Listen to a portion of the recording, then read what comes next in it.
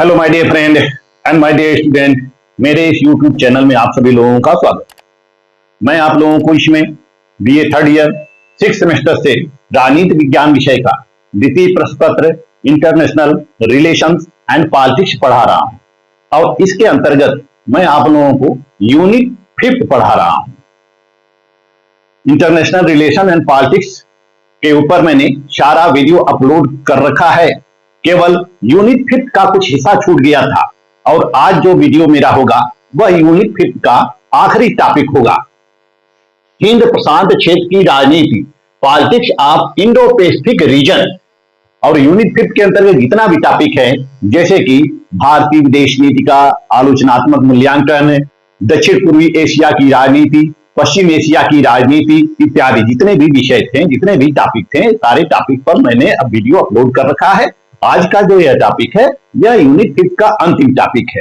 तो आइए चलते हैं, शुरू करते हैं। हिंद प्रशांत क्षेत्र की राजनीति, politics of Indo Pacific region.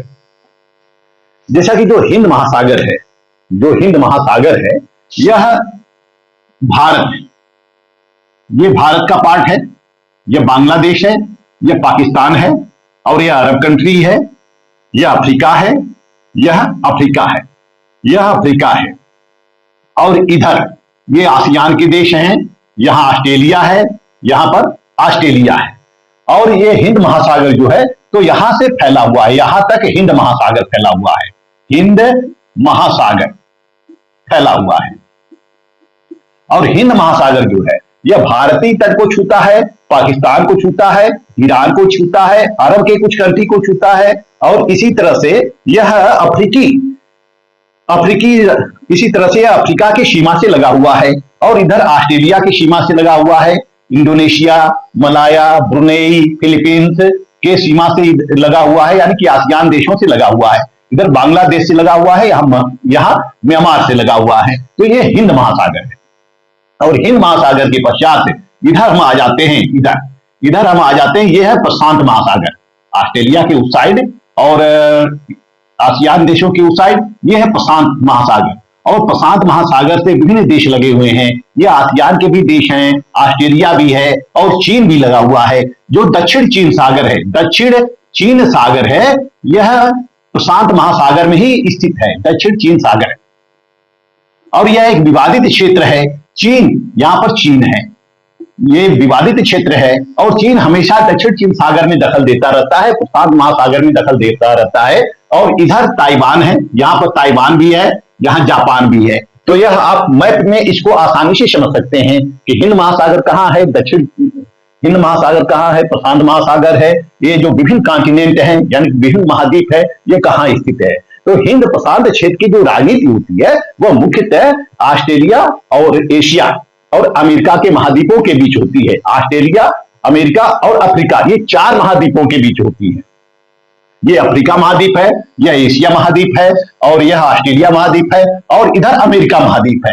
यह सारे जो देश है, यह सारे जो देश हैं यह हिंद प्रशांत महासागर से लगे हुए हैं।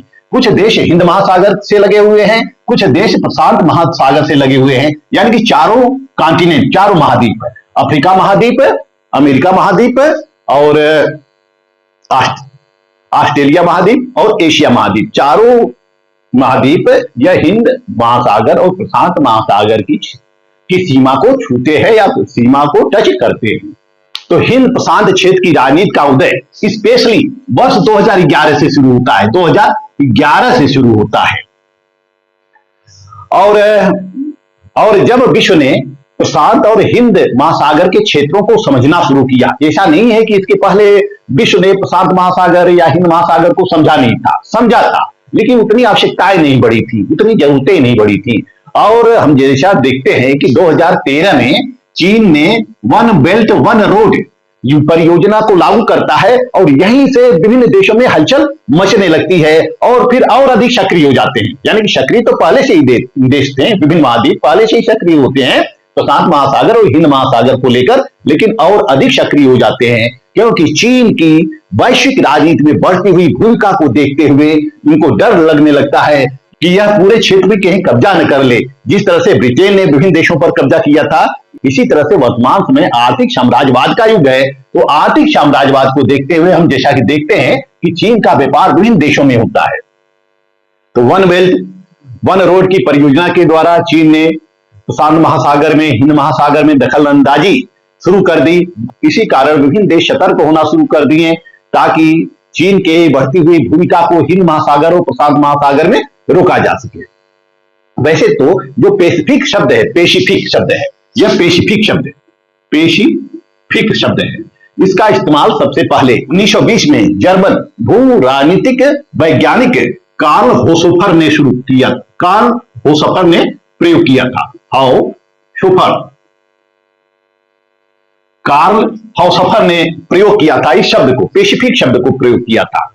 और इसने इंडो पैसिफिक रीजन के ऊपर कई लेख भी लिखे, यानी कि इंडो पैसिफिक भूगोल के ऊपर इसने कई लेख भी लिखे। कौन? कार्ल होसोफर ने लिखे।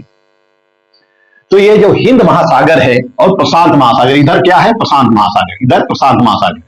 ये हिंद महासागर और प्रशांत महासागर जो है यह सामरिक दृष्टि से बहुत महत्वपूर्ण है, व्यापारिक दृष्टि से बहुत महत्वपूर्ण है। विश्व के अधिकांश देशों का व्यापार इसी क्षेत्रों से होकर गुजरता है और विश्व की 65% आबादी इन्हीं हिंद महासागर और प्रशांत महासागर से लगे हुए देशों में निवास करती है और विश्व का 80% व्यापार इन्हीं मार्गों से होता है। हिंद महासागर और प्रशांत महासागर से ही विश्व का 80% व्यापार होता है। तो जो हिंद महासागर है और प्रशांत महासागर है, यह विभिन्न देशों के लिए समुद्री मार्ग को उपलब्ध कराता है। विभिन्न देशों के जो व्यापारिक जहाजी बेड़े होते हैं इसी महासागर से होकर गुजरते हैं। इस क्षेत्र के अंतर्गत वे देश आते हैं जो हिंद महासागर और प्रशांत महासागर की सीमा से लगे हुए हैं।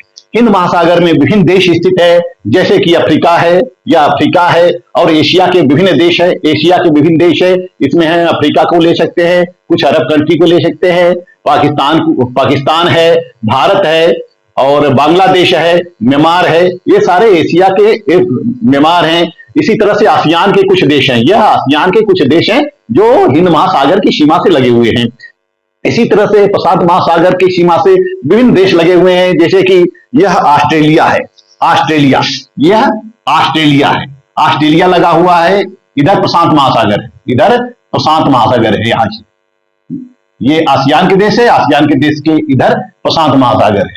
तो ऑस्ट्रेलिया है, अमेरिका है, जापान है, चीन है, पापुआ न्यू गिनी है और आसियान के देश है।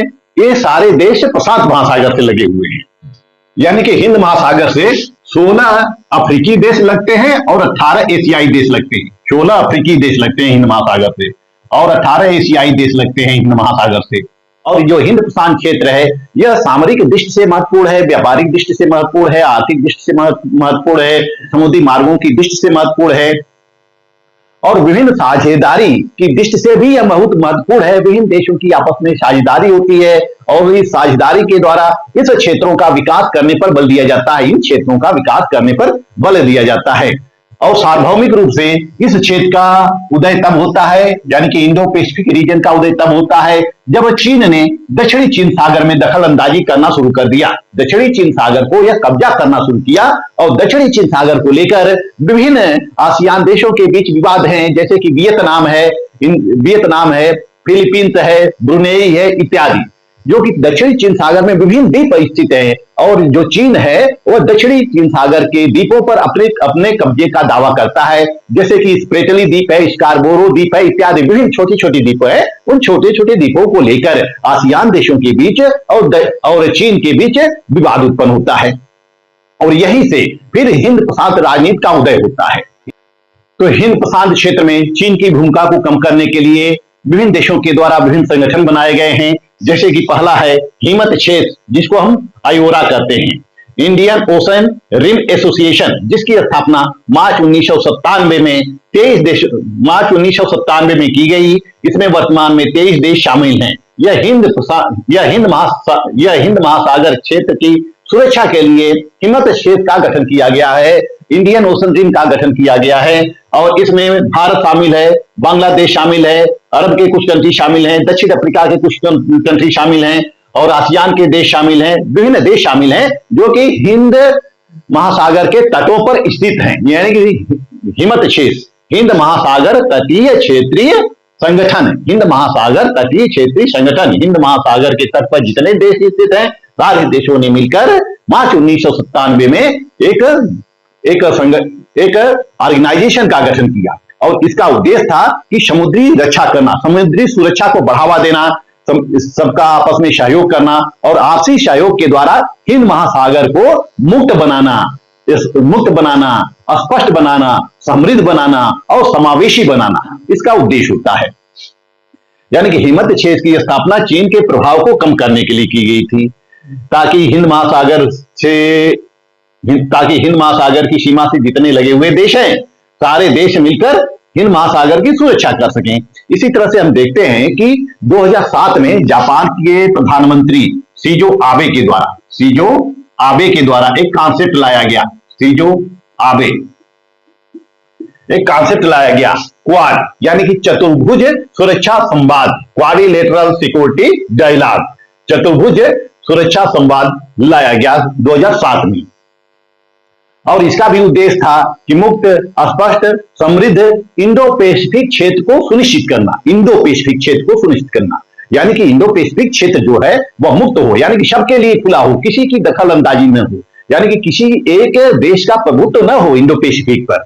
सभी लोग इंडो पैसिफिक रीजन का उपयोग कर सकें और सभी देश इसका समर्थन कर सके। किसका समर्थन? कि इंडो पैसिफिक रीजन मुक्त हो, स्पर्धी हो, स्पष्ट हो, खुला हो, यानी कि सबके लिए ओपन हो, किसी एक देश का वर्चस्व इंडो पैसिफिक में न हो। तो इसी को देखते हुए 2017 में क्वाड की स्थापना की गई, यानी कि भारत, ऑस्ट्रेलिया, जापान और अमेरिका,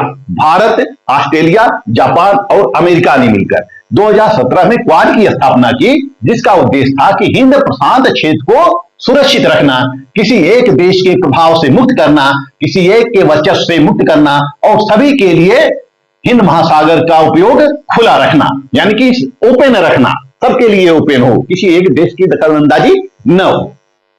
और इस क्वाड के गठन के पीछे मुख्य उद्देश्य जो था वह चीन के प्रभाव को रोकना था। क्योंकि चीन वर्तमान में एक उभरती हुई शक्ति के रूप में स्थापित हो रहा है, चीन का व्यापार वैश्विक स्तर पर बढ़ रहा है, चीन की जीडीपी वैश्विक स्तर पर बढ़ रही है और चीन ने दक्षिणी चीन सागर में अपना हस्तक्षेप किया है। इसी तरह से प्रशांत महासागर, हिंद महासागर में भी विभिन्न सैनिक अड्डे की स्थापना कर रहा है।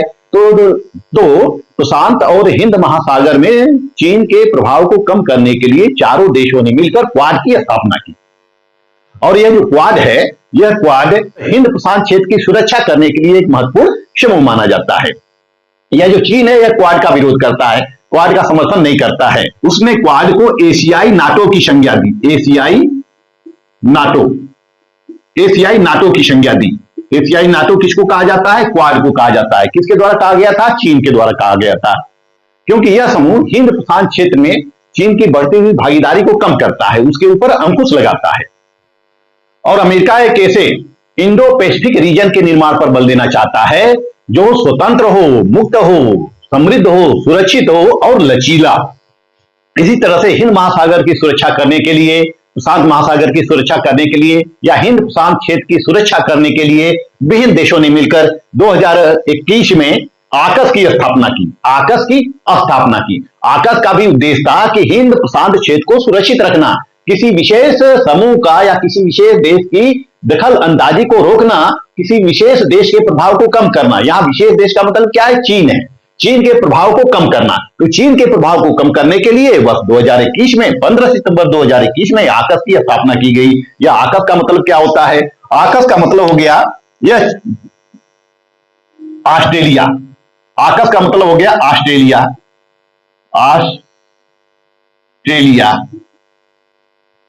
और यूके, यूनाइटेड किंगडम,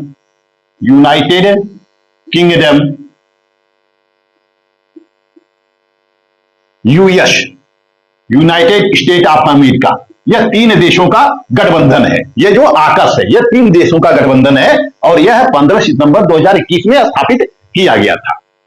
और वहीं बहुत पहले ही ऑस्ट्रेलिया के विदेश मंत्री पर्सी स्पेंडर ने 1950 में एक ऐसे कॉन्सेप्ट को जन्म दिया था जिसके द्वारा हिंद प्रशांत क्षेत्र की सुरक्षा की जा सके, जिसके द्वारा हिंद प्रशांत क्षेत्र की सुरक्षा की जा सके और किसी विशेष शक्ति के प्रभाव को कम किया जा सके। और 1951 में अंजुस की स्थापना होती है। 1951 में अंजुस की स्थापना होती है, यानी कि ऑस्ट्रेलिया, न्यूजीलैंड और संयुक्त राज्य अमेरिका, यूनाइटेड स्टेट, ये तीनों देशों ने मिलकर अंजुस की स्थापना की थी और संयुक्त रूप से प्रशांत सुरक्षा सहयोग पर हस्ताक्षर किया था, सिग्नेचर किया था न्यूजीलैंड ने, ऑस्ट्रेलिया ने और अमेरिका ने। और साथ ही साथ यह भी अपेक्षा की थी कि अन्य जितने भी राष्ट्रमंडल के देश हैं, सभी राष्ट्रमंडल के देश इसमें शामिल हो, इस अंजुस में शामिल हो। तो इस तरह से हम देखते हैं कि आकस की स्थापना की जाती है, अंजुस की स्थापना की जाती है हिंद प्रशांत क्षेत्र को सुरक्षित रखने के लिए। फिर इसी तरह से यह जो आसियान देश हैं, यानी ब्रुनेई है, फिलीपींस है और वियतनाम है, थाईलैंड है, कंबोडिया है, इनके द्वारा 1967 में आसियान की स्थापना किया जाता है। आसियान की स्थापना किया जाता है। आसियान का भी उद्देश्य होता है कि हिंद महासागर में चीन के प्रभाव को कम करना या प्रशांत महासागर में चीन के प्रभाव को कम करना, यानी कि यह 10 देशों का एक समूह है आसियान, और इनका भी उद्देश्य है कि हिंद प्रशांत क्षेत्र को मुक्त रखा जाए और चीन की दखल अंदाजी को कम किया जाए, क्योंकि आसियान देशों से चीन का हमेशा संघर्ष होता रहता है, मतलब कि तनाव होता रहता है हमेशा। जैसे कि वियतनाम और चीन को लेकर तनाव होता रहता है, ब्रुनेई, फिलीपींस इत्यादि को लेकर चीन से तनाव होता रहता है। और जब चीन दक्षिणी सागर में कोई काम करता है तो ये जो आसियान देश होते हैं ये सतर्क हो जाते हैं, आसियान देश सतर्क हो जाते हैं। इसी तरह से इसीलिए चीन के प्रभाव को कम करने के लिए और विभिन्न उद्देश्यों को ध्यान में रखते हुए आपसी सहयोग के द्वारा अपना विकास करने के लिए 1967 में आसियान की स्थापना होती है। और इस आसियान का भारत सदस्य तो नहीं है लेकिन भागीदार देश है। आसियान का भारत भागीदार देश है और आसियान और भारत की संयुक्त रूप से वार्ता होती रहती है, सम्मेलन होता रहता है। जैसा कि 15वां शिखर सम्मेलन 14 नवंबर 2017 को होता है। 14वां शिखर सम्मेलन किसका? भारत आसियान का संयुक्त रूप से 2017 में होता है। यह सम्मेलन फिलीपींस की राजधानी मनीला में आयोजित की जाती है और इसमें सभी आसियान देशों ने इच्छा प्रकट की थी कि भारत भी हिंद प्रशांत क्षेत्रों में अपनी भागीदारी करे, भारत भी हिंद प्रशांत महाक्षेत्रों में अपनी भागीदारी करे और प्रशांत क्षेत्र में महत्वपूर्ण भूमिका निभाए। और इसी तरह से वर्ष 2018 में आसियान देशों के सभी नेता जो थे वह भारत में 59वें गणतंत्र दिवस के अवसर पर भारत में उपस्थित हुए थे और उन्होंने भारत से हिंद प्रशांत क्षेत्रों में प्रबल भागीदारी की वकालत की, यानी कि भारत से अपेक्षा की थी कि हिंद महासागर में अपनी भागीदारी को सुनिश्चित करे, अपने प्रभाव को बढ़ाए। और इसी तरह से जो अमेरिका है वह भी प्रशांत महासागर को लेकर, हिंद महासागर को लेकर भारत से भागीदारी सुनिश्चित करना चाहता है और अमेरिका भी चाहता है कि भारत इस हिंद महासागर और प्रशांत महासागर में अपनी प्रबल भागीदारी करे। तो अभी तक हमने पढ़ा कि हिंद महासागर और प्रशांत महासागर क्या है और इनके बीच क्या विवाद है, कौन सा विवाद है, हिंद महासागर और प्रशांत महासागर की सीमा से कौन कौन से देश लगे हुए हैं। आइए अब देखते हैं कि हिंद प्रशांत क्षेत्र में भारत की भूमिका क्या है।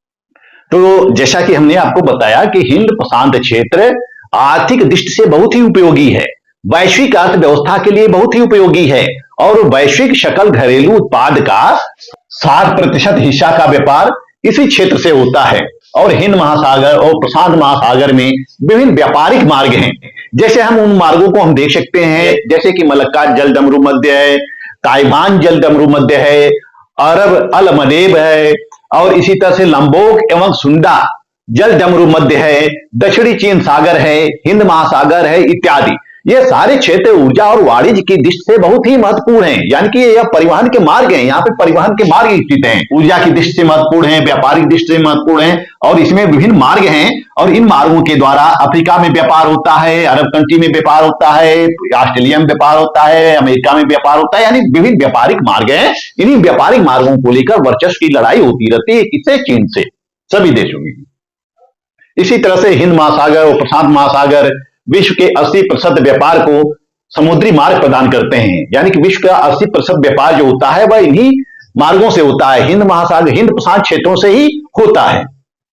और इसी तरह से हम देखते हैं कि वैश्विक तेल शिपमेंट का लगभग 40% व्यापार इन्हीं मार्गों से होता है, और भारत का 90% व्यापार हिंद प्रशांत क्षेत्रों से होता है, और 80% माल की ढुलाई इन्हीं जल मार्गों के द्वारा होकर गुजरती है। यानी कि भारत का 90% व्यापार इन्हीं जल मार्गों से होता है और 80% माल की ढुलाई भी इन्हीं मार्गों से होता है। और यह क्षेत्र सामरिक दृष्टि से भी बहुत महत्वपूर्ण है। यह क्षेत्र एक भू राजनीतिक हॉट स्पॉट है, जिसमें संयुक्त राज्य अमेरिका, भारत, चीन, जापान, ऑस्ट्रेलिया जैसी प्रमुख शक्तियों के बीच अतिव्यापी हित हैं। यानी कि ऑस्ट्रेलिया, भारत, चीन, जापान इन और अमेरिका के बीच समान हित हैं। परस्पर इनको एक दूसरे का सहयोग करना चाहिए और परस्पर समान हित भी हैं, और सभी लोग हिंद प्रशांत क्षेत्र का उपयोग करते हैं। तो इस प्रकार हम देखते हैं कि हिंद प्रशांत क्षेत्र में विभिन्न देशों ने भारत से उम्मीद की है कि वह हिंद प्रशांत क्षेत्र में अपनी दखल अंदाजी करे, अपना प्रभाव बढ़ाए, क्योंकि भारत एक उभरती हुई शक्ति के रूप में है। यानी कि भारत का वर्णन वर्तमान समय में एक उभरती हुई महाशक्ति के रूप में किया जा रहा है। और भारत से अमेरिका, जापान, ऑस्ट्रेलिया और आसियान के देशों ने यह उम्मीद लगाई है कि यह चीन के प्रतिद्वंदी के रूप में उभर सकता है। यानी कि भारत चीन को टक्कर दे सकता है, चीन की भूमिका को कम कर सकता है, हिंद प्रशांत क्षेत्र में चीन की भागीदारी को कम कर सकता है। और इसके लिए चाहे अमेरिका हो, चाहे जापान हो, चाहे ऑस्ट्रेलिया हो, चाहे आसियान के देश हो, चाहे दक्षिण अफ्रीका हो, यह सारे देश मिलकर भारत का सहयोग करना चाहते हैं और भारत को साधन और संसाधन उपलब्ध कराने का प्रयास करते हैं। भारत मजबूती से हिंद प्रशांत क्षेत्रों में अपना वर्चस्व स्थापित कर सके और चीन के प्रभाव को रोक सके, क्योंकि हम देखते हैं कि चीन का जो व्यापारिक मार्ग है वो बढ़ता ही जा रहा है। चीन विभिन्न देशों के साथ समझौते करता है और समझौते करके उन देशों में पोर्ट की स्थापना करता है, यानी कि उन देशों में वह विभिन्न बंदरगाहों की स्थापना करता है। जैसे हम देखते हैं कि ये जो चीन है यह पाकिस्तान का ग्वादर पोर्ट में, इसने ग्वादर पोर्ट को बना रखा है। पाकिस्तान के ग्वादर में एक बंदरगाह बना रखा है जिसको हम ग्वादर पोर्ट कहते हैं। इसी तरह से हम देखते हैं कि चीन म्यांमार के पश्चिमी तट पर भी क्याओ कप्पू में एक पोर्ट बना रखा है। इसी तरह से इसने पेरू में बना रखा है। इसी तरह से बांग्लादेश में भी यह एक पोर्ट बना रखा है जिसको हम मोंगला बंदरगाह कहते हैं। इसी तरह से हम देखते हैं कि चीन ने श्रीलंका के हम्बनटोटा में बंदरगाह बना रखा है, एक पोर्ट बना रखा है, और श्रीलंका ने 99 वर्षों के लिए इस हम्बनटोटा को चीन को लीज पर दे रखा है। तो चीन विभिन्न देशों में व्यापारिक स्थल बना रहा है और वहां पर अपने अड्डे स्थापित कर रहा है और सैन्य अड्डे भी स्थापित कर रहा है। तो चीन प्रशांत महासागर और हिंद महासागर को चारों तरफ से घेर रहा है और इन बंदरगाहों के माध्यम से वह एशिया में वर्चस्व स्थापित करना चाहता है, हिंद प्रशांत क्षेत्रों में वर्चस्व स्थापित करना चाहता है।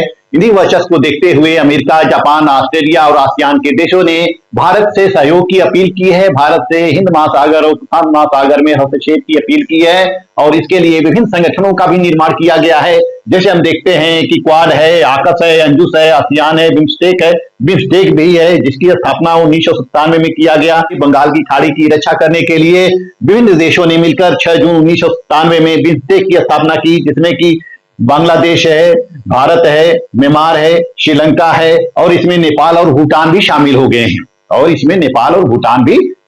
हैं। तो इस तरह से बिम्स्टेक की भी स्थापना की जाती है सुरक्षा के लिए, आपसी सहयोग के द्वारा समुद्री मार्गों की सुरक्षा करने के लिए, बंगाल की खाड़ी को सुरक्षित रखने के लिए। तो हम देखते हैं कि विभिन्न संगठनों की स्थापना की जा रही है चीन की भूमिका को कम करने के लिए। और अमेरिका और ऑस्ट्रेलिया जो है यह भारत का खुलकर समर्थन कर रहा है और समर्थन कर रहा है कि वह हिंद प्रशांत क्षेत्र में इंटरफियर करे और चीन के प्रभाव को कम करे, और चीन के प्रभाव को कम करने के लिए जो कुछ भी किया जा सकता है वह सभी कुछ करने के लिए ये सारे देश तैयार हैं। और सभी देश हिंद प्रशांत क्षेत्र को एक मुक्त मार्ग के रूप में स्थापित करना चाहते हैं, क्योंकि उनको यह डर है कि कहीं चीन का प्रभुत्व हिंद प्रशांत क्षेत्र में बढ़ न जाए और इसका एक छत्र साम्राज्य स्थापित न हो जाए, एक वर्चस्व स्थापित न हो जाए, क्योंकि यदि हिंद प्रशांत क्षेत्र में चीन का वर्चस्व स्थापित हो जाएगा तो सामरिक रूप से, व्यापारिक रूप से, आर्थिक रूप से विभिन्न देशों को कठिनाई का सामना करना पड़ेगा, समस्या का सामना करना पड़ेगा। इसलिए चीन के प्रभाव को कम करने के लिए विभिन्न देशों ने क्वाड की स्थापना की, आसियान की स्थापना की, अंजस की स्थापना की और बिम्स्टेक की स्थापना की, आईओरा की स्थापना की। और भारत को भी इस क्षेत्र में एक प्रबल सहयोगी के रूप में देखा जा रहा है। और भारत ने अपने पूर्व की ओर देखो की नीति के तहत विभिन्न पूर्वी देशों का सहयोग करना शुरू किया है और आसियान देशों से भारत का अटूट संबंध है। भारत आसियान की बैठक लगातार होती रहती है, विभिन्न मुद्दों पर चर्चा होती रहती है। इस तरह से आसियान भारत के हिंद प्रशांत आउटरीच का केंद्र बना हुआ है। जो आसियान है, आसियान जो है यह हिंद प्रशांत क्षेत्र आउटरीच का केंद्र बना हुआ है।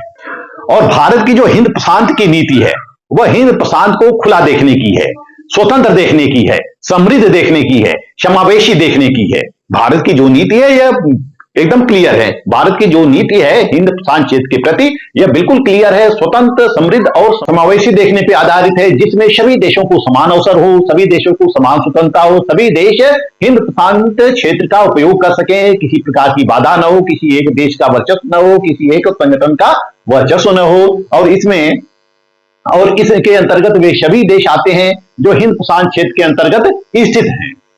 तो इस तरह से भारत हिंद प्रशांत महासागर में स्वतंत्र, खुला और समावेशी दृष्टिकोण अपनाता है। स्वतंत्र समावेशी का मतलब कि सबका समावेश हो, सभी देशों का समावेश हो, किसी एक देश का वर्चस्व न हो, इसी नीति का पालन करता है। यही नीति है भारत की। किसके परिपेक्ष में? हिंद प्रशांत क्षेत्र के परिपेक्ष में। और Bharat America, Japan, Australia, New Zealand, ASEAN इत्यादि देशों के साथ अपने प्रभाव का विस्तार कर रहा है। भारत भी हिंद प्रशांत क्षेत्र में विस्तार कर रहा है विभिन्न संगठनों के माध्यम से, जैसे क्वाड है, आकस है, अंजस है, आसियान है। विभिन्न संगठनों के माध्यम से चीन के प्रभाव को कम किया जा रहा है या चीन के प्रभाव के ऊपर अंकुश लगाने का कार्य किया जा रहा है। इस तरह से हम देखते हैं कि जो भारत की नीति है वह हिंद प्रशांत क्षेत्र के संबंध में खुले की नीति है, ओपन की नीति है, ताकि किसी भी देश को आर्थिक, सामरिक दृष्टि से, व्यापारिक दृष्टि से किसी प्रकार की परेशानी का सामना न करना पड़े। जैसा कि चीन अपने वन बेल्ट वन रोड के परियोजना के द्वारा, वन बेल्ट चीन अपने वन बेल्ट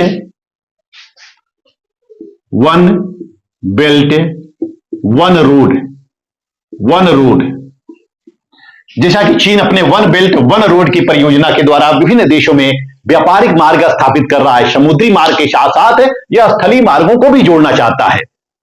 चीन का उद्देश्य है कि वह अपने चीन को एक ऐसे मार्ग की स्थापना करना है जो उसको सभी एशियाई देशों से, अफ्रीकी देशों से जोड़ सके। और चीन इसके लिए